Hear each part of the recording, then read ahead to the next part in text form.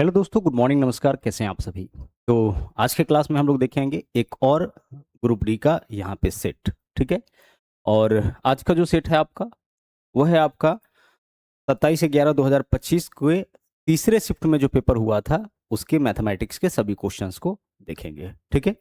इसी डेट का जो है हम लोग दूसरे शिफ्ट के क्वेश्चन को देख लिए थे और इस तरीके से हम लोग चीज़ों को आगे बढ़ाते चलेंगे और जहां भी हमको नया क्वेश्चंस दिखेगा उन सभी शिफ्ट के क्वेश्चंस को आपके सामने हम अच्छे से डिस्कशन कराते हुए चलेंगे। ठीक है। तो इस सीरीज के सभी वीडियोस को, सभी क्लासेस को आप अच्छे से देखते चलिएगा। आप देखे होंगे कि कल के क्लास में भी आपको इस तरह का क्वेश्चन मिला था, तो कुछ क्वेश्चन आपको रिपीट होता हुआ भी दिखेगा, कुछ आपको नया क्वेश्चन भी मिलेगा। ठीक है। चलिए, तो अच्छे से अगर इस तरह का 25 से 30 सेट आप कर लेते हैं तो पूरा पैटर्न आपको जो है वो अच्छे से समझ में आ जाएगा कि किस किस तरीके से क्वेश्चंस जो है लेटेस्ट वाला पूछा गया है और आगे इसके पूछने का क्या पैटर्न रह सकता है। आइए शुरुआत करते हैं और देखते हैं पहला क्वेश्चन। जैसा कि हमने आपको बताया कल के क्लास में, यानी पिछले क्लास में भी आपने ऐसा क्वेश्चन किया था। सवाल क्या है, और हमने आपको कल भी बताया था कि इस तरह का जो क्वेश्चन है वो हर सेट में आपका एक एक पूछा गया है, तो हर दिन आपको एक ऐसा क्वेश्चन मिलता रहेगा। बोला है एक वॉशिंग मशीन की कीमत टीवी की कीमत से 40% कम है। भाई फटाफट से इसको सोल्व करिए। अब वॉशिंग मशीन का जो कीमत है वो आपका टीवी के कीमत से क्या है, 40% कम है। यानी टीवी का कीमत अगर हम 100 मानते हैं तो वॉशिंग मशीन का कीमत 100 से 40 कम, यानी कितना हो जाएगा, 60। अगर हम इसको काट लेंगे तो यह कटेगा 20 से, 20 तिया 60 और 20 पंचे 100। डायरेक्ट हम इस चीज को लिख सकते हैं अगर आपको रेशियो पता हो तो, है ना। बोला है कि वॉशिंग मशीन का कीमत टीवी की कीमत से कितना कम है, 40। यानी टीवी का कीमत 100 तो वॉशिंग मशीन का कीमत 100 माइनस 40 यानी कि 60। अब इन दोनों का जब रेशियो निकालेंगे तो कट जाएगा 20 से, 20 तिया 60, 20 पंचे 100। वैल्यू जितना सिंप्लीफाइड हो जाए उसको करते चलिए। फिर हमें क्या करना होता है, अब यहां हमें बताना है कि अगर कोई व्यक्ति 7 वॉशिंग मशीन खरीदे और 6 टीवी खरीदे, ठीक है, 7 वॉशिंग मशीन, तो यह आपका एक वॉशिंग मशीन का कीमत है। 7 का कीमत चाहिए तो हम क्या करेंगे, इसमें 7 से गुना। यह एक टीवी का कीमत है, अगर 6 टीवी का कीमत निकालना होगा तो हम क्या करेंगे, 6 से गुना करेंगे। ठीक है, यह हो गया आपका 7 वॉशिंग मशीन का कीमत, यह हो गया आपका 6 टीवी का कीमत। क्लियर। अब फिर से देख लीजिए, वैल्यू अगर कट रहा होगा तो काटेंगे, तो 3 इधर है, इधर 3 से काटेंगे, 3 दूना 6 हो जाएगा। हमारे पास इधर क्या बचा, 7, और इधर हमारे पास क्या है, 10। यानी कि आपका वॉशिंग मशीन और टीवी के कीमत में 7:10 का अनुपात। यह कितना वॉशिंग मशीन है, 7 वॉशिंग मशीन, और यहाँ पे कितना टीवी है, 6 टीवी। तो 7 वॉशिंग मशीन और 6 टीवी के कीमत में यही आपका रेशियो हो गया। ठीक है। अब यह बोला था क्वेश्चन में कि अगर वॉशिंग मशीन का कीमत जो है वो 80% बढ़ जाए और टीवी का कीमत जो है वो 22% कम हो जाए, यही सवाल है ना। वॉशिंग मशीन का कीमत कितना बढ़ जाए, 80%। तो वॉशिंग मशीन का कीमत अभी 7 है, अगर इसको 80% बढ़ाएंगे तो 7 गुना 80 हो जाएगा। और टीवी का कीमत जो है, और यह बढ़ रहा है तो प्लस में, और टीवी का जो कीमत है यहाँ पे कितना है, 10, और टीवी का कीमत अगर 22% कम हो जाए तो 10 गुना 22 कम हो जाएगा। कम हो रहा है तो यह क्या रहेगा, माइनस में। टीवी का कीमत आपका 80% बढ़ रहा है तो 7 यूनिट का कीमत 7 गुना 80 हो जाएगा। वॉशिंग मशीन का कीमत आपका 80% बढ़ रहा है तो 7 गुना 80 यानी कि इतना परसेंट का वृद्धि हो जाएगा। टीवी के कीमत में 10% की, टीवी के कीमत में 22% की कमी हो रही है, 10 यूनिट है तो 10 गुने 22 का कमी हो जाएगा। और ओवरऑल अगर आपको निकालना है कि वॉशिंग मशीन और टीवी मिला करके, तो 7 और 10 यानी कि 17 यूनिट पे हमें इस चीज को निकाल देना है। बस कल डिटेल में इन चीजों को आप अच्छे से देखे थे।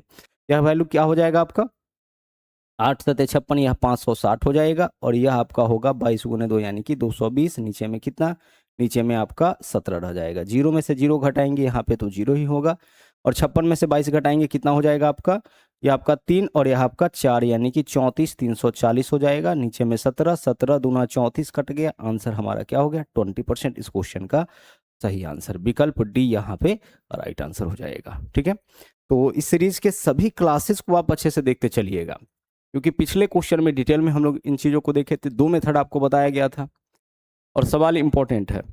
आगे बढ़िए, अगला क्वेश्चन देखिए। यहाँ देखिए क्या है, कॉस थीटा का मान है 5/13। हमें बताना है 1 माइनस साइन थीटा बटा 1 प्लस साइन थीटा का मान। कैसे निकालेंगे समझिएगा। एक चीज यहाँ पे आपको हम बता दें कि भाई कॉस थीटा का मान 5/13 है, तो कॉस थीटा बराबर क्या होता है, कॉस थीटा बराबर होता है आधार बट्टा कर्ण। तो कॉस थीटा का मान 5/13 है, यानी कि 5 आधार होगा और 13 आपका क्या हो जाएगा, कर्ण। आपको पता है ना, यहाँ पे जो है इसको लंब मानते हैं, यह आधार है, यह हमारा कर्ण है। तो cos थीटा का मान 5/13 यानी कि आधार बट्टा कर्ण 5/13। तो यह 5 है, यह 13 है, तो लंब निकालेंगे कितना आ जाएगा 12। कैसे निकालिए, ट्रिपलेट से। 5 12 13 का आपका ट्रिपलेट बनता है। ट्रिपलेट आपको ध्यान रखना पड़ेगा, नहीं तो फिर कर्ण के स्क्वायर में से आधार का स्क्वायर इस तरह से करते रह जाइएगा तो समय ज़्यादा लग जाएगा। तो जब सेम ही चीज़ें बार बार आनी है तो क्या करना है आपको, ट्रिपलेट ध्यान रखना है। 3 4 5 का ट्रिपलेट बनता है, 5 12 13 का ट्रिपलेट बनता है ना। आगे चलिए, अब हमें क्या बताना है, 1 माइनस साइन थीटा बट्टा 1 plus sine theta, root under 1 minus sine theta बट्टा 1 प्लस साइन थीटा। अब साइन थीटा का मान आप यहां से बता सकते हैं, तो आप बोलिएगा कि सर साइन थीटा का मान निकालना है तो लंब बट्टा कर्ण होगा, यानी 12/13 यह किसका मान हो जाएगा, यह मान आपका साइन थीटा का हो जाएगा। इसमें किसी को दिक्कत नहीं होना चाहिए। सर साइन थीटा का मान क्या होगा, लंब बट्टा कर्ण यानी कि 12/13। अब यहां पे देखिए क्या है, एक बार एक में से 12/13 घटाना है और एक में 12/13 जोड़ना है। क्या करना है, एक में से 12/13 घटाना है। तो अगर हम आपसे कहे कि एक में से 12/13 घटाना है तो क्या वैल्यू आ जाएगा, तो नीचे में तो 13 ही रहेगा और घटाना है तो 13 माइनस 12 कर लीजिए, क्या होगा 1। और अगर एक में 12/13 जोड़ना है तो क्या करेंगे, नीचे में तो आपका 13 ही रहेगा और जोड़ना है तो इन दोनों को जोड़ लीजिए, 13 12 क्या हो जाएगा 25। ठीक है। और अगर हम आपसे कहे कि 1/13 में आपको भाग करना है 25/13 से तो क्या बचेगा, तो यहाँ भी नीचे में 13, यहाँ भी नीचे में 13, खत्म हो जाएगा, 1/25 बचेगा। कुछ बातें देख के समझ में आ जानी चाहिए। तो आप बताइए कि 12/13 साइन थीटा का मान है, तो एक में से 12/13 घटाएंगे तो क्या होगा 1/13, और एक में 12/13 जोड़ेंगे तो 25/13। तो 1/13 25/13, 13 से 13 कटेगा, 1/25 यानी इसका वैल्यू आपका क्या आ जाएगा 1/5। आपके क्वेश्चन का आंसर विकल्प डी। बस इतना सा कैलकुलेशन आपको करना है। यह क्या होगा, एक में से जब आप 12/13 घटाइएगा तो 1/13, एक में जब 12/13 जोड़िएगा तो 25/13, इसके भी नीचे में 13, इसके भी नीचे में 13 कट जाएगा, क्या बचेगा 1/25। और चूंकि रूट लगा हुआ है तो 1/25 का रूट क्या होगा 1/5। विकल्प डी आपका आंसर। आगे देखिए, सवाल नंबर नेक्स्ट में आइए, क्या है, बोला है 3 पुरुष किसी काम को 20 दिन में कर सकता है। फिर बोला कितने पुरुष उसी काम को 2 दिन में। भाई 3 पुरुष को समय लगता है 20 दिन, यानी 20 दिया 60, 2 दिन में काम खत्म करना है तो 60/2 यानी कि 30 व्यक्ति को लगाना पड़ेगा, है ना। 3 पुरुष के लिए 20 दिन का काम, तो काम कितना हो जाएगा 20 दिया 60 यूनिट। अब इस काम को 2 दिन में खत्म करना है तो 60/2 यानी 30 आदमी से काम हमें लेना पड़ेगा। आगे चलिए, सवाल नंबर नेक्स्ट में, एक पर्स में केवल 5 और 10 के सिक्के हैं। पिछले दिन आप देखे होंगे कि वहां पे 1 और 2 का सिक्का था, इस बार क्या है 5 और 10 का सिक्का है। सिक्कों की कुल संख्या 118, सिक्कों का कुल संख्या कितना है 118, और इसका कुल कीमत कितना है, आप बोलोगे कि सर कुल कीमत इस क्वेश्चन में दे रखा है 885, और सिक्का हमारा जो है वो कितना कितना वाला है 5 वाला और 10 वाला। सिक्कों का संख्या 118, तो हम सभी तरह के सिक्कों का मूल्य जो है 5 रुपया ही मान लेते हैं, हालांकि है 5 वाला और 10 वाला। तो सभी का मूल्य 5 वाला अगर हम मानते हैं तो 118 गुने 5 कितना हो जाएगा 590। तो 590 पहले इसमें से हटा लीजिए, जो टोटल कीमत है उसमें से 590 हटा लीजिए, यहाँ बचेगा 5। यहाँ पे 18 में से 9 माइनस करेंगे तो 9, 7 माइनस 5 क्या हो जाएगा 2, 295। क्या बचा 295। हमने क्या किया कि सभी तरह के सिक्कों का मूल्य मान लिए कि 5 ही रुपया है, तो 118 सिक्का का कीमत 118 गुने 5 कितना हो जाएगा आपका 590। 590 हटा लीजिए, अब क्या बचा 295। अब इस 295 में जो बचा है ना वो 10 वाला सिक्का है, और सबके लिए 5-5 रुपया तो हटा ही चुके हैं, तो अब क्या करेंगे हम 5 से भाग करेंगे। 10 वाले सिक्का में से क्या किए हम, सबका मूल्य हम 5-5 माने थे, सभी तरह के सिक्कों का जो 10 वाला है उसका भी मूल्य हम पहले 5-5 माने, तो 118 सिक्का 118 गुने 5 590 हो गया, बचा कितना 295। ये जो 295 होगा वह 10 वाला सिक्का होगा। तो अब सबके लिए 5-5 रुपया हटा चुके थे, 5-5 तो बच रहा है ना, तो 5 से भाग कर लीजिए, तो 5 से भाग करिएगा तो 5 25, और यहाँ 5 9 45, 59 सिक्का आपका हो जाएगा कितना रुपया वाला 10 रुपया वाला। हमेशा ज्यादा मूल्य वाला निकलता है 10 रुपया वाला। तो हमें क्या बताना है 5 का सिक्का, तो टोटल 118 सिक्का में से 59 सिक्का जो कि आपका कितना वाला है सर 59 सिक्का जो है हमारा, यहाँ पे कुछ गलत तो नहीं कर लिए, 3 होगा 53, 5 25, 4 5 9 45, 59 आ रहा है। एक बार देख लीजिएगा कहीं कैलकुलेशन में एरर तो नहीं हुआ है ना।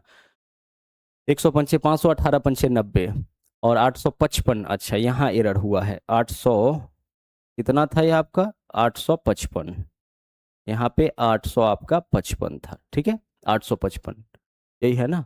855 में से जब हम इसको घटाएंगे तो क्या बचेगा हमारे पास यहाँ पे बचेगा 5, 15 में से 9 माइनस करेंगे तो 6, और यहाँ पे 7 में से 5 माइनस करेंगे तो 2, 265/5 करना पड़ेगा, तो 5 25 हो जाएगा, 1 और 5 तिया 15, 53।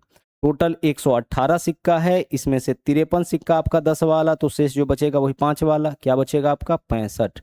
8 में से 3 5, 11 में से 5 6, आंसर हमारा इस क्वेश्चन का विकल्प सी। 1 रुपया वाला 2 रुपया वाला किए थे ना पिछले दिन क्वेश्चन, तो सिमिलर क्वेश्चन है, अप्रोच हमारा यह सबसे बेस्ट है।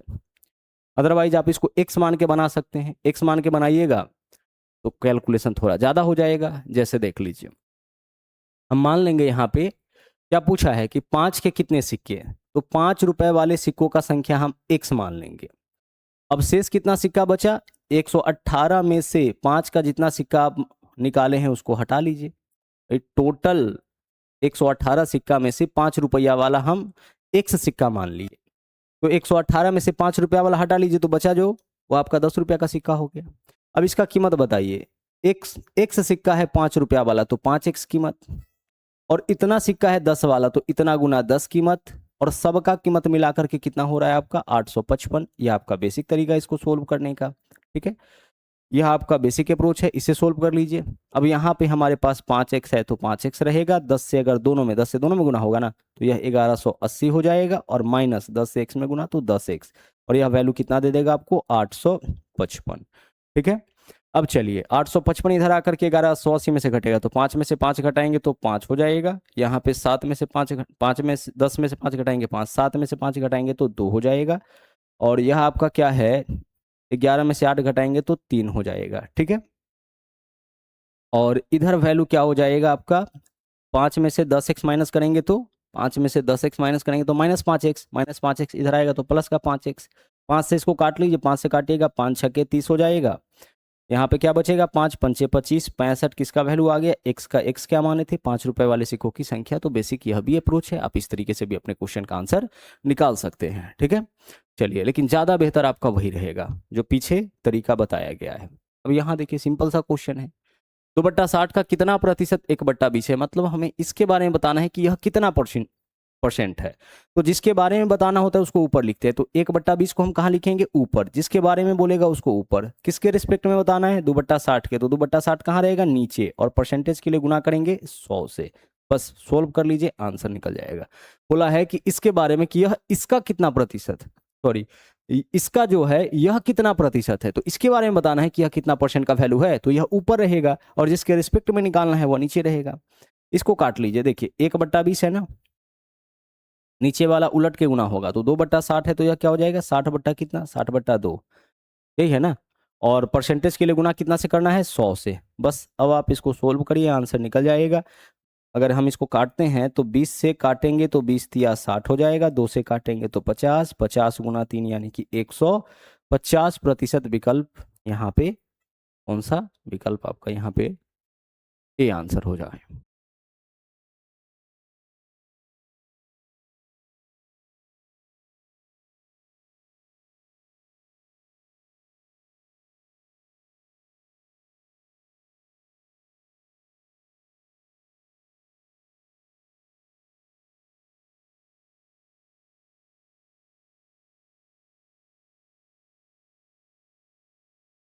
अगला सवाल देखिए क्या है, टाइम एंड वर्क का। 11 व्यक्ति 19 दिन में 59 फीट गड्ढा खोद सकता है। कैसे इस क्वेश्चन को सोल्व करते हैं, हम लोग यहाँ पे लिखेंगे 11 व्यक्ति, ठीक है, यह वर्कर का संख्या हो गया, और इसको समय लगता है 19 दिन, और 11 व्यक्ति 19 दिन में काम कितना करता है 59 फीट गड्ढा खोद सकता है, यह काम हो गया, काम हमेशा नीचे रहेगा। फॉर्मूला यहाँ पे MDS लगा रहे हैं, मैन गुने डे गुने आवर बट्टा W1, M1 गुने H1 गुने D1 बट्टा W1 याद करिए। सिंपल तरीका देखिए, 11 व्यक्ति 19 दिन में इतना काम हमेशा नीचे रखिएगा, 11 व्यक्ति 19 दिन में 59 यूनिट काम कर रहा है, यानी 59 फीट गड्ढा खोद रहा है। तो हमें यह बताना है कितना व्यक्ति, तो हम मान लेते हैं x व्यक्ति 2 दिनों में, ठीक है 118 फीट, इससे कितना गड्ढा खोदवाना है हमें 118 फीट, तो नीचे में 118 रहेगा।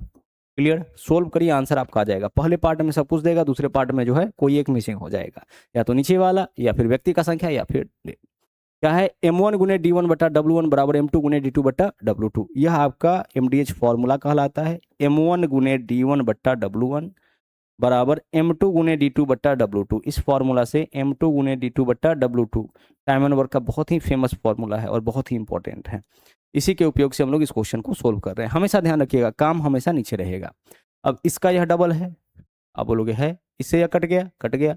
11 गुने 19 करेंगे तो क्या होगा, 9, 9 1 10 0 और 1 और 1 2, 209। और इधर क्या हो गया, x। तो x का वैल्यू आपका कितना, 209। विकल्प सी इस क्वेश्चन का राइट आंसर। 11 से गुना करने का मतलब क्या होता है, नंबर को देखिए, 19 गुने 11 करना है तो पहले 9 लिखिए, अब जोड़िए, 9 और 1 10 0 हासिल 1, अब 1 में 1 जोड़ दीजिए, कितना, 2, 209 आपका आंसर।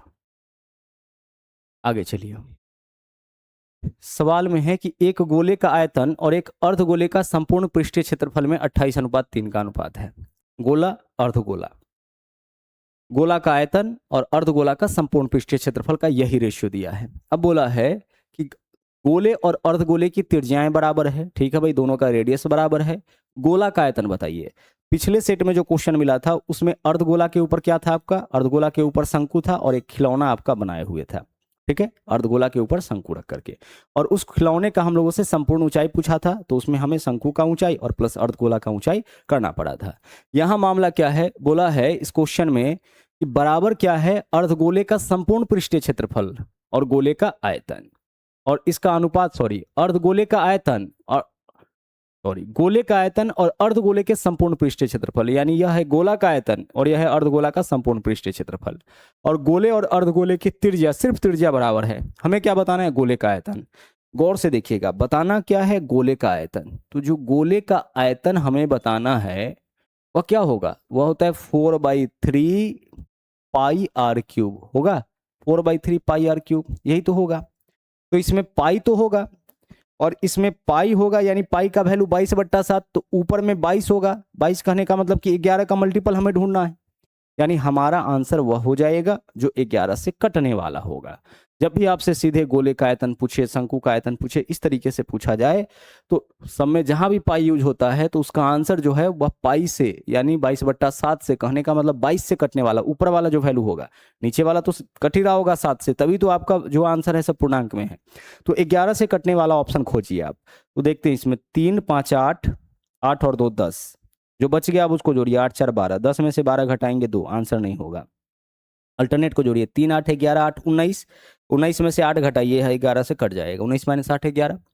यहाँ देखिए 3 और 2 5, 8 13, 13 में से 8 घटाइए, 5 नहीं होगा। 3 और 4 7, 7 में 0 जोड़ेंगे 7, 8 6 14, 7 और 14 का अंतर आपका कितना का होगा, 7 का। यह हमारा आंसर नहीं होगा। क्वेश्चन खत्म हो गया यहीं पे। आंसर हमारा क्या होगा, विकल्प सी होगा। अब अगर इसका सॉल्यूशन करना चाहते हैं तो देखिए सॉल्यूशन क्या है। गोले का आयतन, गोले का आयतन क्या हो जाएगा, आप बोलोगे सर 4/3 पाई r क्यूब, कोई दिक्कत, आप बोलोगे कोई दिक्कत नहीं।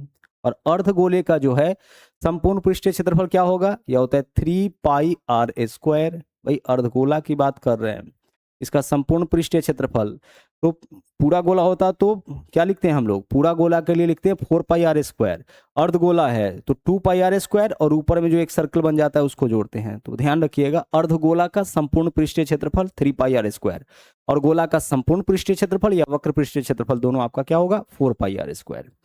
इतना हो गया। अब ऊपर में क्या है, गोला का आयतन, नीचे में क्या है, अर्धगोला का संपूर्ण पृष्ठीय क्षेत्रफल। ऐसे क्यों लिखे हैं, क्योंकि गोला का आयतन और अर्धगोला के संपूर्ण पृष्ठीय क्षेत्रफल का अनुपात दे रखा है, तो अनुपात में लिखेंगे तभी तो यहाँ पे इसको बराबर करेंगे। 28/3 यानी क्या है, गोला का आयतन बटा अर्धगोला का संपूर्ण पृष्ठीय क्षेत्रफल, तो वही लिखिए, गोला का आयतन बटा अर्धगोला का संपूर्ण पृष्ठीय क्षेत्रफल। यहां से कैलकुलेशन से आपका जो है r का मान निकल जाएगा। दोनों का त्रिज्या बराबर, यहाँ अर्धगोला का भी त्रिज्या r लिए हैं और गोला का भी त्रिज्या हम r लिए हैं। r² से क्यूब कैंसिल, एक r यहाँ बच जाएगा, पाई से पाई कैंसिल। इसके अलावा देख लीजिए 3 से नीचे वाला कैंसिल हो गया, ठीक है। r का वैल्यू बताइए क्या होगा, ऊपर से ऊपर वाला कटेगा ना तो 4 7 28 और ये 3 नीचे है तो 3 से क्रॉस में गुना तो 7 या 21, r कितना हो गया आपका, r आपका 21। भाई 4/3 बराबर 7 है तो 4 7 28 है तो 4 7 28, 3 नीचे है, नीचे से 7 में गुना, क्रॉस गुना होगा ना, r 21 आ गया। अब बताना है त्रिज्या 21 आया किसका, गोला अर्धगोला दोनों का, ये दोनों तो बराबर ही है। अब लगा दीजिए फॉर्मूला, गोला का आयतन पूछा है तो 4/3, यहाँ लिखेंगे पाई यानी कि 22/7 और आर क्यूब यानी कि 21 गुना 21 गुना 21, यही तो आर क्यूब का मान हो जाएगा। 21 7 या 21 कट जाएगा। अब जो बचा उसको गुना कर लीजिए, वही आपका आंसर। तो 4 दूना 8, 8 एकम 8, 8 इकाई अंक 8 वाला ही हमारा आंसर होगा। दो ऑप्शन है, और इसके अलावा जो आपका कट रहा होगा कितना से, जो आपका 11 से कट रहा होगा, इसके अलावा जो आपका 21 यानी कि 3 से कट रहा होगा, 7 से कट रहा होगा, जैसे आपका मर्जी आप निकाल लीजिए। देखिए 8 8 16 2 18 3 19, ये आपका 3 से नहीं कटेगा, तो ये हमारा आंसर नहीं हो सकता है। गुना करने का जरूरत इसमें नहीं होता है, डायरेक्ट आंसर आप निकाल लीजिए। अगला सवाल देखिए क्या है। 267 मीटर और 153 मीटर लंबी दो ट्रेन, तो दोनों ट्रेन के लंबाई को जोड़ लीजिए। तो जोड़ के बताइए कितना आ जाएगा। यहाँ पे अगर आप जोड़ते हैं इसको तो 7 और 3 10 0, ठीक है, 7 और 3 10 0 हासिल 1, 6 5 11 1 12 2 हासिल 1, और अब हमारे पास 2 और 1 3, तो कितना हो जाएगा 4 420। यह हो गया आपका इतना मीटर, क्या, दोनों ट्रेन के लंबाई का योग। जब भी बात दो ट्रेन का करे और बोले कि कितने समय में एक दूसरे को पार करेगी या एक ट्रेन दूसरे को पार करेगी, तो फॉर्मूला क्या लगाते हैं, रिलेटिव डिस्टेंस, यानी दोनों ट्रेन के लंबाई को जोड़ करके ऊपर लिखना है। क्या लिखना है, दोनों ट्रेन के लंबाई को जोड़ करके हमेशा ऊपर लिखना है। तो 420 मीटर हो गया, समझ पा रहे हैं। और नीचे में दोनों ट्रेन के लंबाई का योग लिखेंगे या फिर अंतर, नीचे में दोनों ट्रेन के चाल का योग या फिर अंतर लिखेंगे, क्योंकि हमें क्या निकालना है कि कितने समय में पूरी तरह से पार करेगी, यानी पार करने में लगा समय निकालना क्या हमें, क्रॉसिंग टाइम। और क्रॉसिंग टाइम होता है रिलेटिव डिस्टेंस बटा रिलेटिव वेलोसिटी। रिलेटिव डिस्टेंस मतलब जो दो वस्तु एक दूसरे को पार करेगा उसके लंबाई का योग, और रिलेटिव वेलोसिटी यानी दोनों की चाल का अंतर या फिर योग।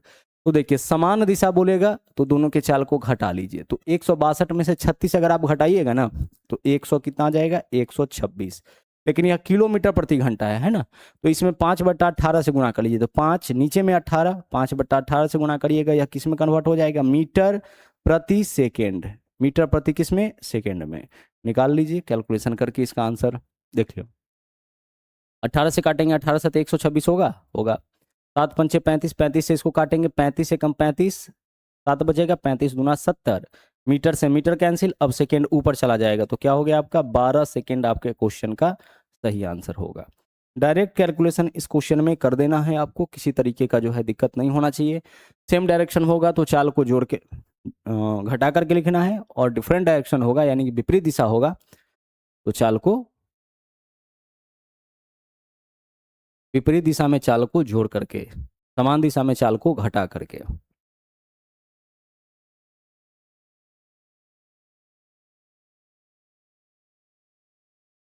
मोहन एक घड़ी 460 में खरीदता है और 483 में बेच देता है, लाभ प्रतिशत बताइए। देखिए कितना इजी क्वेश्चन है। 460 में खरीदा, 483 में बेच दिया, कितना ज्यादा में बेचा। आप बोलोगे कि सर 23 रुपया ज्यादा में बेचा है, बेचा है ना। वस्तु है कितना का, 460 का वस्तु है। परसेंटेज के लिए क्या कर लेंगे हम, 100 से गुना कर लेंगे, यही हमारा क्या हो जाएगा, आंसर हो जाएगा। 0 से 0 कैंसिल हो गया, 23 दूना 46 होता है, 2 से काटेंगे 5 हो जाएगा। आंसर आपके क्वेश्चन का 5%, विकल्प बी। 483 में बेचा यानी कि 23 का लाभ हो जाएगा ना, कितना पे, 460 पे। अगला क्वेश्चन देखिए, IJKL कितना बचा है, 4, 4 का औसत आयु 9 वर्ष, यानी कि चारों का कुल आयु 9 चौके 36। चारों का कुल आयु यानी कि I प्लस J प्लस कौन है इसमें, K और प्लस L, चारों का कुल आयु 9 चौके कितना हो जाएगा, 36। औसत आयु 9 वर्ष है ना, तो कुल आयु IJKL का कुल आयु 9 चौके 36, 4 व्यक्ति का औसत आयु 9, कुल आयु 36। फिर है IJLM का औसत आयु 12, जो बड़ा वाला है उसको ऊपर रखिएगा। क्या है, IJL और M, इसका औसत आयु कितना, यहाँ पे इसका औसत आयु दे रखा है 12, कुल आयु हो जाएगा 12 चौके 48। IJLM 4 व्यक्ति, औसत आयु 12, कुल आयु कितना, 12 चौके 48। ठीक है, बड़ा वैल्यू ऊपर क्यों लिखिए, अंतर निकालने में बनेगा। यहाँ देखिए औसत 12 था और यहाँ औसत 9 था, तो यह बड़ा वैल्यू होगा, यह छोटा वैल्यू होगा, तो हम इसको ऊपर लिखे, इसको नीचे लिखे। अब दो इक्वेशन है, समीकरण 1 में से 2 घटाइए, जिसको घटाते हैं उसका चिन्ह बदलता है, तो सबका चिन्ह बदल लीजिए, नीचे वाले का घटाते हैं उसका चिन्ह बदलता है। I से I कट जाएगा, एक प्लस में एक माइनस में, J से J कट जाएगा, प्लस में माइनस में। आगे देख लीजिए, L प्लस में L माइनस में कट जाएगा, ऊपर में क्या बचा, M, और नीचे में क्या बचा, माइनस का K, और इधर क्या बचा, 48 में से 36 घटाइएगा 12। क्वेश्चन में आगे बोला है K 5 वर्ष का है, तो K की जगह 5 डाल दीजिए, तो M माइनस 5 बराबर कितना हो जाएगा, 12। तो यहाँ से M का वैल्यू बता दीजिए क्या होगा, -5 12 में आकर के ऐड होगा 17, यही हम लोगों से पूछा गया था, विकल्प सी आंसर।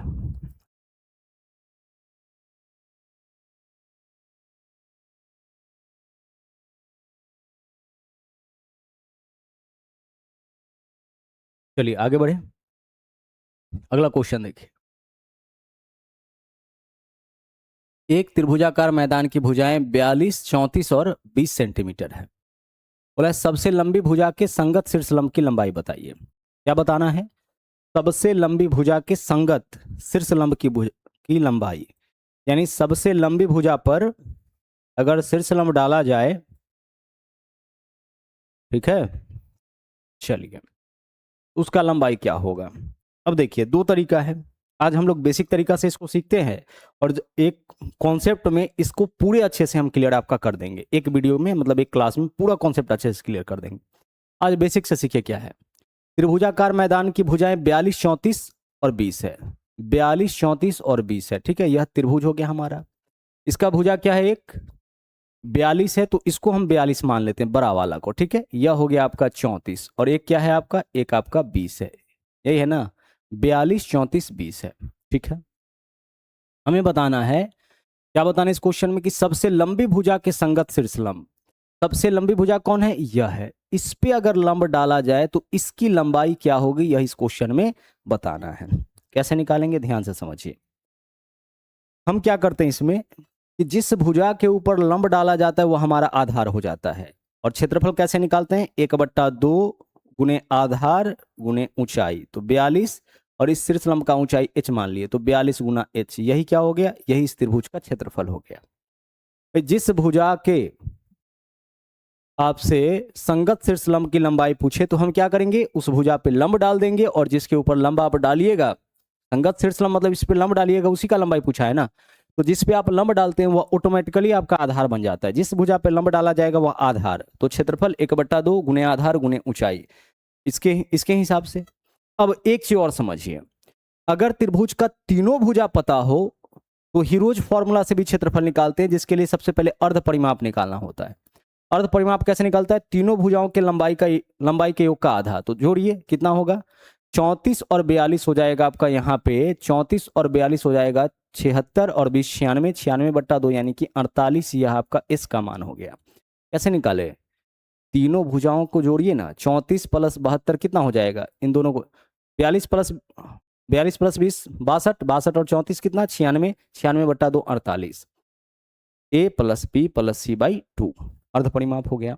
अब क्षेत्रफल कैसे निकालते हैं, तो हम लोग लिखते हैं अंडर रूट, यहाँ पे सबसे पहले s, तो 48 इंटू s माइनस ए, s में से सभी भुजा को घटाइए, 48 में से 20 घटा लीजिए, कितना हो जाएगा 28, s माइनस ए, s माइनस बी, 48 में से 42 घटा लीजिए 6, और s माइनस सी, 48 में से 34 घटा लीजिए, कितना हो जाएगा 14। इससे क्या निकलेगा, इससे निकलेगा तीनों भुजा पता है तो क्षेत्रफल, और एक भुजा ऊंचाई से क्षेत्रफल, दोनों इसी त्रिभुज का क्षेत्रफल है, बराबर कर दिए। अब इससे आपका h का मान निकल जाएगा।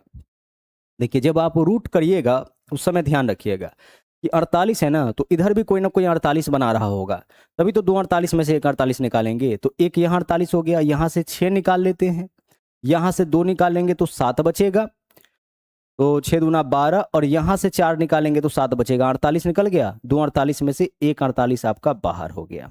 अब आगे एक साथ यहाँ बचा, एक साथ यहाँ बचा, तो इस 7 को भी निकाल लीजिए, वर्गमूल कर लिए। इधर हमारे पास क्या है, 1/2 गुने 42 गुना कितना, 42 गुना h। सोल्व इसको करिए, अगर आप इसको सोल्व करते हैं तो 2 से काट लेते हैं, इधर 21 हो जाएगा, ऊपर से ऊपर वाला तो 7 तिया 21 होगा, और 3 से काटेंगे तो 16 तिया 48 होगा। h का मान क्या आ गया, h का मान आपका यहाँ पे 16 आ गया। आंसर हमारा इस क्वेश्चन का 16 सेंटीमीटर हो जाएगा, ठीक है। त्रिभुज का तीनों भुजा पता हो तो क्षेत्रफल ऐसे निकालते हैं, और जिस भुजा पे लंब डालेंगे वो आधार बन जाता है, तो क्षेत्रफल ऐसे भी निकलता है। दोनों क्षेत्रफल इसी त्रिभुज का है, इसलिए दोनों आपस में बराबर। किसी भुजा पे हम लंब डाल सकते हैं, मान लीजिए हम इस भुजा पे लंब डाल देंगे तो यह आधार और यह इसका ऊंचाई हो जाएगा। अगला, ABC एक काम को 3, 8, 24 दिन में पूरा करते हैं। वे 7 काम करते हुए उसी काम का तिगुना काम कितने दिनों में, 3, 8, 24 दिन में करता है। कितने दिन में, 3 8 24 दिनों में। तो यहीं पे हम ले लेंगे टोटल वर्क हमारा क्या हो जाएगा, आप बोलोगे कि सर टोटल वर्क हमारा 24 हो जाएगा, होगा भाई 3 8 24 का एलसीएम 24। यह एक दिन में कितना यूनिट काम, सर यह वाला जो है 3 8 24 8 यूनिट काम, यह एक दिन में 3 यूनिट और यह एक दिन में 1 यूनिट, सब मिल जाएगा तो 8 3 और 1 8 3 11 और 1 12, सब मिलकर के एक दिन में 12 यूनिट काम, तो 24 यूनिट में 24/12, तिगुना काम तो 3 से गुना 72/12। आंसर क्या हो जाएगा, विकल्प सी। इजी वाला क्वेश्चन है कि 3 8 और 6 यही समय लगाता है ना एबीसी किसी काम को करने में। ए को कितना दिन, 3 दिन, बी को कितना दिन, बी को समय लगता है यहाँ पे 8 दिन, और सी को कितना समय लगता है, सी को समय लगता है 24 दिन। तो इसको इस तरीके से लिखने का जरूरत थोड़े है, समझ में आ गया, सोल्व करके निकलिए। टोटल वर्क कितना, 24, इन तीनों का एलसीएम 24/3, एक दिन में 8, 24/8 एक दिन में 3, 24/24 एक दिन में 1 यूनिट काम। टोटल वर्क है 24, अगर तीनों मिल जाए तो एक दिन में 8 3 11 1 12 यूनिट काम करेगा, तो 24 यूनिट में 24/12 दिन, इसका तिगुना काम लेना है तो 3 से गुना कर दिए। तो यहीं से आप अपने क्वेश्चन का आंसर मन ही मन कैलकुलेशन करके निकाल लीजिएगा। सवाल अगला है कि 485 अंकित मूल्य का वस्तु 293 में बेचा गया, आप बता सकते हैं कि छूट कितना का होगा। सर यहां पे जो डिस्काउंट मिला होगा ना, एक सेकेंड,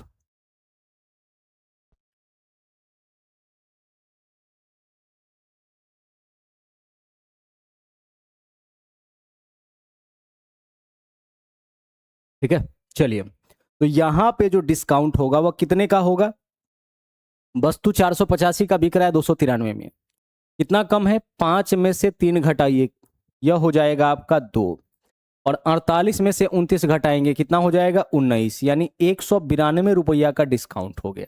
29 और 9 38 और 10 48, कितना पे, सर 485 पे, अंकित मूल्य तो 485 है ना, इतना का डिस्काउंट 485 पे। परसेंटेज के लिए क्या करेंगे हम, परसेंटेज के लिए गुना कर देंगे 100 से, यही आपके क्वेश्चन का आंसर हो जाएगा।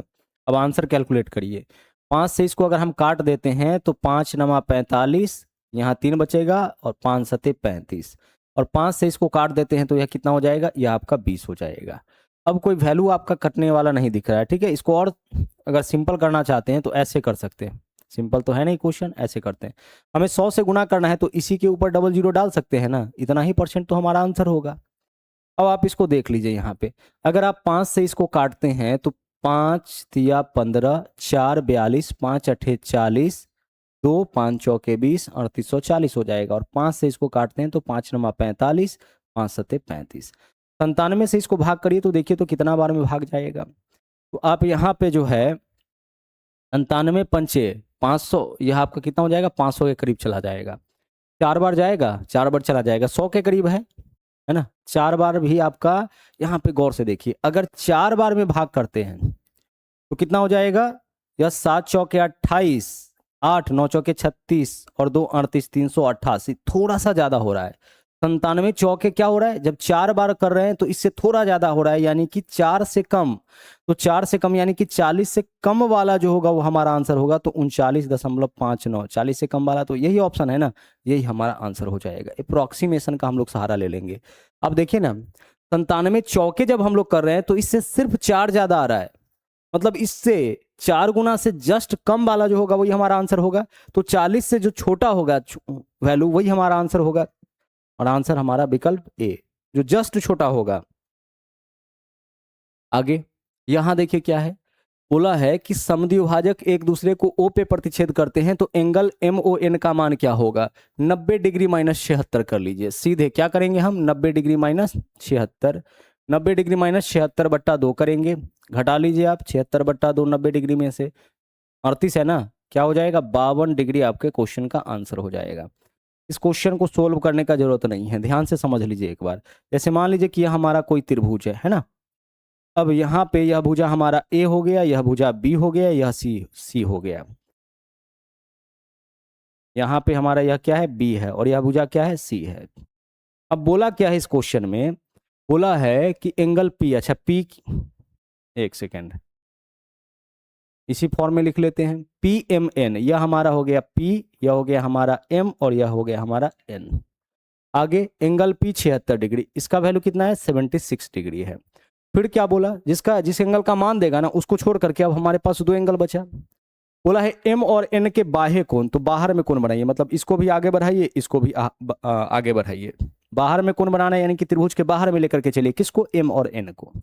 तो एक कोण यहाँ बाहर में बनेगा और एक कोण यहाँ बाहर में बनेगा। अब बोले इस दोनों के समद्विभाजक यानी इस कोण को बराबर भाग में बांटने वाली रेखा और इस कोण को बराबर भाग में बांटने वाली रेखा कहाँ जाके मिल रहा है, ओ पे मिल रहा है। तो इसी एंगल MON यानी इस वाले एंगल का वैल्यू आपसे पूछा है कि क्या होगा। तो त्रिभुज के बाहर जो कोण आपका बनता है, समद्विभाजक कोण को मिलाने वाला जो कोण आपका होता है बाहर में, उसका वैल्यू आपका होता है 90 डिग्री माइनस इसके सामने का जो शीर्ष कोण दिया रहता है उसका आधा यानी कि 76 डिग्री बट्टा 2। सीधे जो एक एंगल दिया जाएगा उसका वैल्यू कहां से घटा लेना है, उसका आधा कहां से घटा लेना है, 90 डिग्री में से। और इसी क्वेश्चन में कई बार ऐसे देता है कि भाई यहां पे जो है इस एंगल का मान दे देगा और अंदर वाला कोण का अंतः समद्विभाजक अगर मान लीजिए कि यहां पे मिला है, इस एंगल का मान पूछे तो यह वैल्यू आपका 90 डिग्री प्लस यहां जो एंगल देगा उसका आधा हो जाएगा। समझ पा रहे हैं। तो बाहर वाला पूछेगा तो क्या करेंगे, 90 डिग्री में से जो एंगल दिया है उसका आधा घटा लेंगे, वही तो किए हैं, 76 का आधा 38 घटा लेंगे 90 में से आंसर। और अंदर वाला यहाँ क्या बोला है, बाह्य कोणों का समद्विभाजक, अगर आंतरिक कोणों का समद्विभाजक पूछता तो क्या करते हैं, 90 में से जो एंगल दिया है उसका आधा, 90 में जो एंगल दिया है उसका आधा जोड़ देंगे। अगला सवाल देखिए,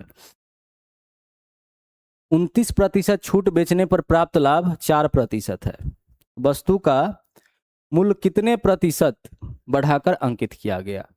सेम क्वेश्चन किया है ना, 29% छूट देने पर तो 100 माइनस 29 कितना हो जाएगा, 69, सॉरी 61 होगा कि 71 होगा, आप बोलोगे 71 होगा, 71 और 29 तो 980 हो जाएगा, ठीक है 71 हो गया। इतना छूट देने के बाद भी 4% का लाभ यानी कि 104। यह हो गया आपका क्रय मूल्य और यह हो गया आपका अंकित मूल्य का रेशियो। याद करिए यह चीज बताया गया था ना, इतना परसेंट डिस्काउंट करने के बाद भी इतने परसेंट का लाभ। कितना डिस्काउंट है, 29, 100 माइनस 29 71, लाभ कितने का, 4% का, 100 प्लस 4 104। यह क्रय मूल्य और अंकित मूल्य का अनुपात हो गया। ठीक है, बोला है कि अंकित मूल्य जो है क्रय मूल्य से कितना प्रतिशत बढ़ा के अंकित किया गया, तो 71 से कितना ज्यादा, 104 है, तो आप बोलोगे कि सर 33 ज्यादा है, 1 और 3 4 7 3 10, इससे 71 से परसेंटेज के लिए क्या करेंगे, 100 से गुना करेंगे, यही आपके क्वेश्चन का आंसर हो जाएगा। निकालिए इसको, 7 पंचे 35 ज्यादा हो जाएगा, 7 चौके 28 4, 71 चौके कितना हो जाएगा 4 और 7 चौके 28 284, यही होगा ना 71 चौके, 7 चौके 28 280 और 4 284। अब 16 और 30, 16 और 30 कितना हो जाएगा, 46 बचा हमारे पास, जीरो डालेंगे तो 460। 71 से अगर हम इसको काटेंगे तो 7 7 छक्के 42, 7 सते 49 ज्यादा हो जाएगा, 7 छक्के 42 कितना बार में यह जाएगा, 6 बार में जाएगा। 46 वाला कौन सा ऑप्शन, एक मात्र, तो 46.48% आपका आंसर हो जाएगा। देखिए ना, 71 चौके 284 होगा, 4 7 चौके 28, 330 में से इसको घटाइए ना, क्या बचेगा, 10 में से 4 घटाएंगे 6, और यहाँ पे आपका 32, 32 में से 28 घटाएंगे 4, 46, जीरो है तो जीरो डाल दिए 460।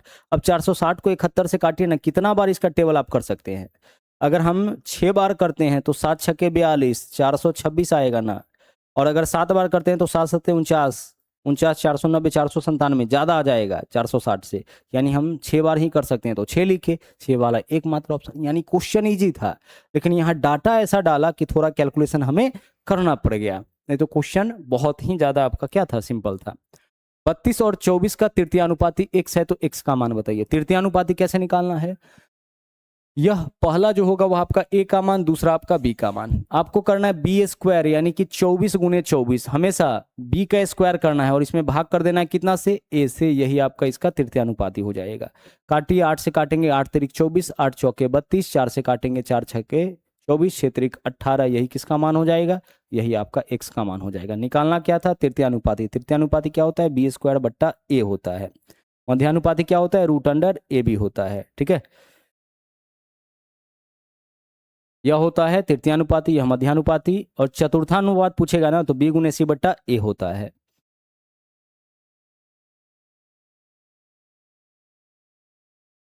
आगे अधूरा क्वेश्चन है, आगे बढ़िए। अनमोल और आयुषी ने मिलकर एक व्यवसाय में 46,600 का निवेश किया। टोटल दोनों का कंबाइंड निवेश है। वर्ष के अंत में 7500 के लाभ में अनमोल का हिस्सा 2700। अनमोल का हिस्सा कितना है? 2700। देखिएगा, अनमोल का हिस्सा है आपका यहाँ पे 2700। कुल कितना के लाभ में? आयुषी को हम एएस से दर्शा दिए, तो आयुषी यानी कि 6000, 7500 के लाभ में। तो 7500 का लाभ हुआ है ना, तो 7500 घटा लीजिए 5000, यानी कि 4800 हो जाएगा इसका लाभ, होगा ना। दोनों का लाभ कितना है? 7500। इसमें से अनमोल का लाभ 2700, घटा लीजिए, 0 से 0, 0 से 0, 15 में से 7 माइनस करेंगे तो 8 हो जाएगा, और 6 में से 2 माइनस करेंगे 4, यानी कि 4800। अब इसको काट लीजिए। दोनों के यह क्या हो गया? यह आपका दोनों के प्रॉफिट का रेशियो हो गया, लाभ का। और जो प्रॉफिट का रेशियो होगा वही इसके निवेश का भी, इन्वेस्टमेंट का भी रेशियो होगा। कब? जब टाइम नहीं देता है। टाइम देगा तो पूंजी गुने समय लाभ निकलता है, लेकिन जब टाइम ना दे तो जो इसके पूंजी का अनुपात होगा वही इसके लाभ का। तो अगर पूंजी का अनुपात दे रखा है तो वही इसके लाभ का अनुपात हो जाएगा, अगर लाभ का अनुपात दे रखा है तो वही इसके पूंजी का अनुपात हो जाएगा। 00 से 00 कैंसिल, 3 से काटेंगे तो यहाँ पे 9 बचेगा, 3 से काटेंगे तो 16 बचेगा। यही हो गया इसके पूंजी का अनुपात। हमें क्या बताना है? अनमोल का निवेश कितना है। अनमोल का निवेश जो होगा हमेशा 9 का मल्टीपल होगा, यानी 9 से कटने वाली संख्या। देखिए तो 9 से कटने वाला संख्या कितना है? 7 2 9 4 1 5, या 9 से नहीं कटेगा। 9 से 7 6 13, 13 7 20, 6 26 और 1 27, यह 9 से आपका कट जाएगा। 7 7 14, 7 21, 6 27, 8 1 9, 7 4 11 नहीं कटेगा, 8 1 9 6 नहीं कटेगा। हमारा आंसर क्या हो जाएगा? विकल्प सी। भाई किसका हिस्सा निकालना है? अनमोल का। तो अनमोल का हिस्सा तो 9 का ही मल्टीपल होगा ना। अब अगर इसको निकालना चाहते तो कैसे निकालेंगे? तो अनमोल और आयुषी का कुल पूंजी कितना है? 46,600, या दोनों का कुल पूंजी। यहां से बताइए दोनों का कुल पूंजी, अनमोल आयुषी मिला करके 25। हिस्सा किसका चाहिए हमें? हिस्सा चाहिए अनमोल का, यानी कि 9 का मान, तो 9 से गुना करेंगे, वही आंसर होगा ना जो 9 से कटने वाला होगा। आगे चलिए। x² + 1 = 2x है। भाई ऐसा क्वेश्चन जो है इसमें x का वैल्यू डायरेक्ट आप पुट कर लीजिएगा। एक पुट करके देखिए ना, 1 का स्क्वायर 1 और 1 2, 2 गुना 1 2, LHS बराबर RHS हो गया। x के किस मान से? 1। अब यहाँ देखिए, 1 का पावर 4 - 1, आंसर क्या हो जाएगा? 0। जब x का मान 1 आ गया तो 1 का पावर आप कुछ भी रखोगे तो वैल्यू क्या आएगा? 1 ही तो आएगा ना। 1 का पावर कुछ भी रखोगे वैल्यू 1 आएगा, 1 में से 1 घटा लेंगे, क्या आंसर आएगा? 0। अगला सवाल देखिए, एक व्यक्ति अपने आय का 60% बचत करता है तो खर्च कितना करता होगा? 40%। जबकि उसका खर्च दिया है 440, यानी यह कितने परसेंट का मान है? 40% का मान। कितने परसेंट का मान चाहिए हमें? आय यानी कि 100% का मान। 40 से काटेंगे 11 बार में 1100, आपके क्वेश्चन का आंसर। खत्म क्वेश्चन। अगला सवाल देखिए, 6500 की राशि पर वार्षिक रूप से संयोजित 20% वार्षिक चक्रवृद्धि ब्याज की दर से 2 वर्ष का मिश्र धन। 20% का मान क्या होता है? 20% का मान 1/5, ठीक है। और जब ब्याज जोड़ेंगे तो कितना हो जाएगा? ये आपका 6/5। 20% मतलब 1/5, तो 5 रुपया पे 1 रुपया का ब्याज, यानी कि 6 रुपया का ब्याज हो जाएगा। कितना से? 5 रुपया से। यानी जो हमारा आंसर होगा वह 6 का मल्टीपल होगा, यानी 3 और 2 से कटने वाला होगा। तो यह दोनों तो नहीं हो सकता है, ठीक है, इस दोनों को हटा दीजिए। बाकी 3 से कटने वाला खोजिए तो यह वाला है। इसके अलावा 7 4 11 2 13 और 1 14, यह भी नहीं है। तो आंसर हमारा क्या होगा? विकल्प ए हो जाएगा। कैलकुलेशन का जरूरत नहीं है, अगर करना चाहते हैं तो कर लीजिए। 6500 रुपया आपका मूलधन है। पहला साल यह आपका कितना हो जाएगा? 20% की वृद्धि के बाद 6 हो जाएगा, कितना से? 5 से। और फिर से वृद्धि करेंगे तो फिर से यह 6 हो जाएगा, कितना से? 5 से। 5 25 से इसको काट लीजिए। 25 से काटेंगे तो 25 दूना 50, 15 बचा 150, 25 छक्के 150, 260 गुना कर लीजिए। जो वैल्यू आएगा वही हमारा आंसर हो जाएगा। अगला सवाल नंबर 22 पे हम लोग आएंगे। यह कैलकुलेटिव क्वेश्चन है, और कैलकुलेटिव क्वेश्चन हमेशा क्या करना है? लास्ट में करना है। प्रथम 50 समप्राकृत संख्याओं का औसत बताइए कितना हो जाएगा? 51। सभी फॉर्मूला आपको बता चुके हैं। पहला 50 समप्राकृत संख्या है ना, तो पहला जितना समप्राकृत संख्या का औसत पूछे उसमें 1 जोड़ दीजिए बस। पहला 50 तो 51 औसत हो जाएगा, पहला 10 तो 11 औसत हो जाएगा। और विषम वाला में पहला 50 विषम का पूछता, 50 का तो 50 ही होगा, 40 का तो 40 ही होगा। विषम वाला में सेम रह जाएगा, सम वाला में हमें 1 प्लस कर देना है। अगला देख लीजिए, बोर्ड मास से इस क्वेश्चन को सोल्व करना है। देखिएगा, सबसे पहले चलते हैं छोटी ब्रैकेट में, नहीं तो यहाँ छोटी ब्रैकेट है, तो 3 और 2 5, 5 छक्के 30, यहाँ तक 30 हो गया। 72 में 30 से भाग करिए, तो 72 बट्टा कितना हो जाएगा, 72 बट्टा 30, नहीं कट रहा है तो 72 बट्टा 30 लिख दिए। प्लस आगे क्या है हमारे पास, 5 का स्क्वायर 25 माइनस 8, 25 में से 8 घटाइए ना, कितना आएगा 17, यहाँ हो जाएगा 17। और इस पूरे में गुना आपका हो रहा है कितना से, इस पूरे में गुना हो रहा है आपका 5 से। नीचे में कितना है 97 रहने दीजिए, ठीक है। देखिए क्या वैल्यू यह दे देगा, 6 से काटेंगे तो यह 12 हो जाएगा और 6 पंचे 30 हो जाएगा।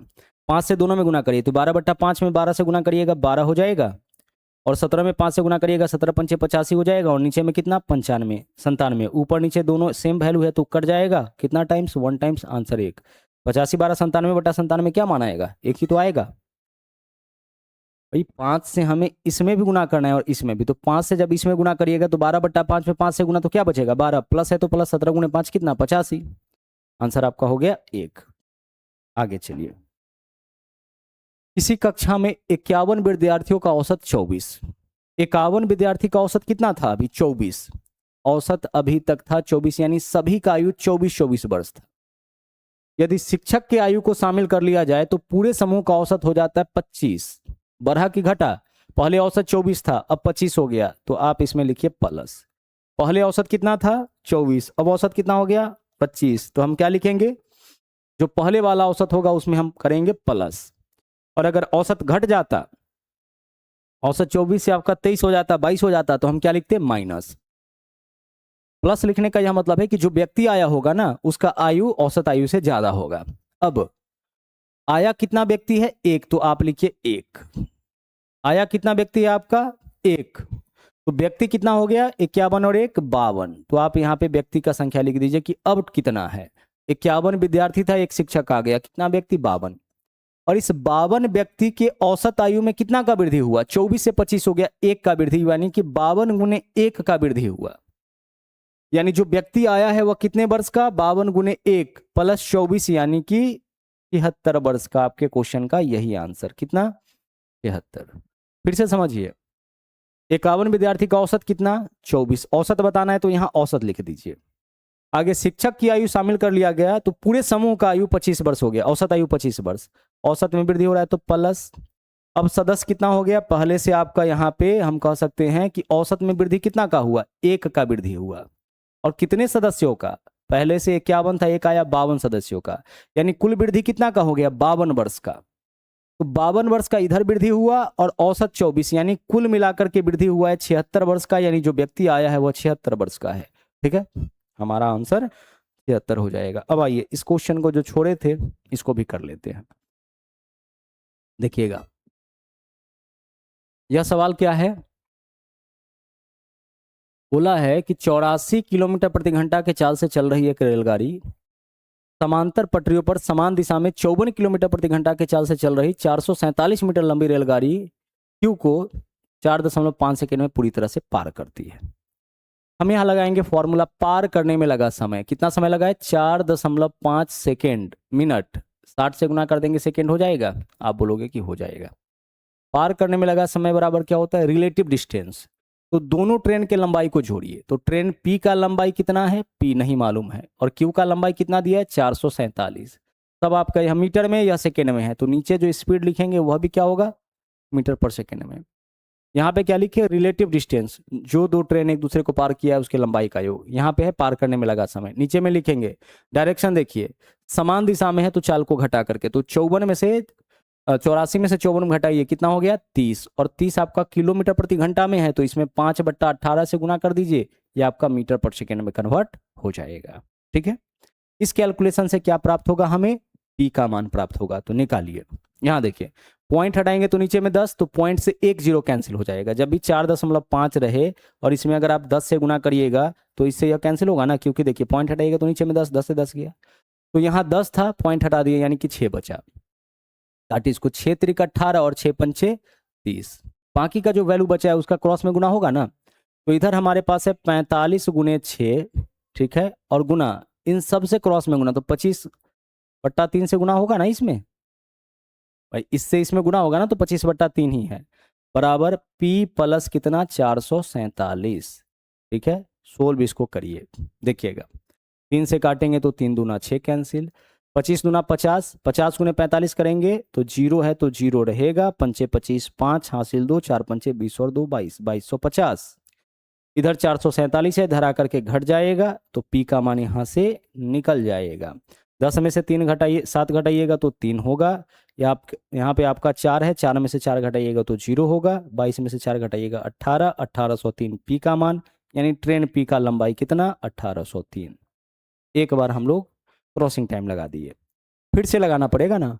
अब क्या बोला है क्वेश्चन में कि रेलगाड़ी पी जो है अब विपरीत दिशा से 87 किलोमीटर प्रति घंटा के चाल से चल रही 287 मीटर लंबी दूसरी रेलगाड़ी आर को पूरी तरह से पार करने में कितना समय लेगी। यानी फिर से हमें क्या निकालना है, क्रॉसिंग टाइम। और इस बार रेलगाड़ी पी, तो रेलगाड़ी पी का लंबाई कितना है 1803, यही तो निकाले हैं। और जो नया रेलगाड़ी है जिसको अब पार कराना है उसका लंबाई कितना है 287, इसको पार करना है, यह हो गया रिलेटिव डिस्टेंस। और इस बार यह जो ट्रेन है वो किस दिशा में है, विपरीत दिशा में, तो विपरीत दिशा में चाल जुटेगा। पी का चाल कितना था 84 किलोमीटर प्रति घंटा के चाल से चल रहा है पी, तो 84 था, और नया जो है उसका स्पीड क्या है 87, तो 84 और 87 कितना हो जाएगा 7 4 11, 1 हासिल 1, 8 8 16 और 1 17, 171। और यह किलोमीटर पर आवर में है तो हम क्या करेंगे, इसमें 5/18 से गुना करेंगे, यह मीटर पर सेकेंड में निकल जाएगा। बस इसी को कैलकुलेट करना है, आपका आंसर आ जाएगा। रेलगाड़ी पी जो है विपरीत दिशा से 87 किलोमीटर प्रति घंटा के चाल से एक नया रेलगाड़ी है जिसका लंबाई 287 मीटर है आर, इसको पार करने में कितना समय। तो हम क्या लिखेंगे, पी और आर के लंबाई का योग रिलेटिव डिस्टेंस और दोनों के चाल का योग, चूंकि विपरीत दिशा में है और यह किलोमीटर पर आवर में है इसलिए 5/18 से।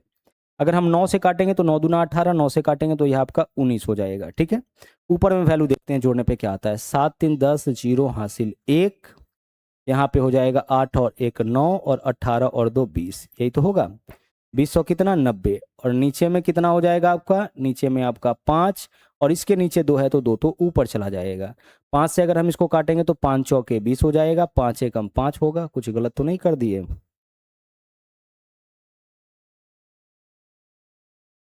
यह क्या होगा 2090, और नीचे में कितना है हमारे पास 19 गुना 5 है, 19 गुना 5, और यह वाला 2 ऊपर चला जाएगा ना, नीचे है तो।